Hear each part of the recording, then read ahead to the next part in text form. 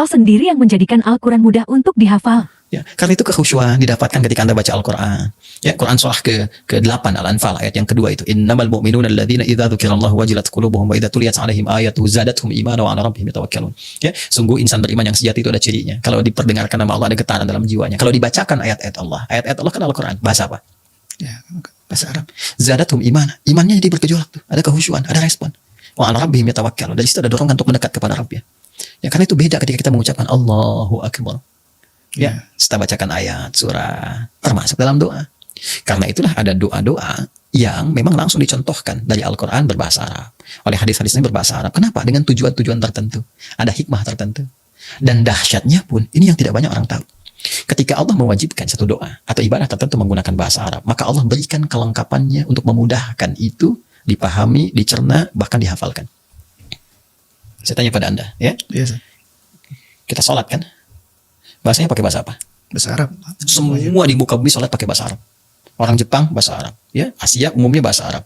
Kemudian Amerika semua umumnya bahasa Arab. Saya katakan umumnya semua gitu, yang mencakup semua. Bahkan sampai Afrika sampai semua bahasa Arab. Ya, bukan hanya menunjukkan tanda persatuan. Risalah yang benar, semua satu arah, satu sisi, gitu kan? Menghadap pada kiblat yang satu, menuju pada Tuhan yang satu. Tapi yang paling dahsyat adalah ketika menggunakan bahasa Arab, kan tidak pernah orang mengeluh susah. Semua dijadikan mudah, kok bisa gitu? Padahal sholat kan isi doa semua. Makanya dalam fikih sholat disebut dengan doa. Itu hikmahnya. Ketika Allah mewajibkan, dibikin mudah. Dibuat gampang.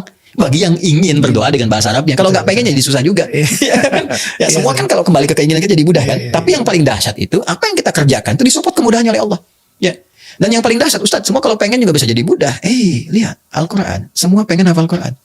Tapi apakah semua yang ingin hafal Quran bisa jadi mudah? Belum tentu. Iya, betul. Ya, tapi yang paling dahsyatnya adalah Allah berikan perangkat kemudahan. Tinggal kita ambil perangkat itu sehingga Al-Quran jadi mudah kita hafalkan.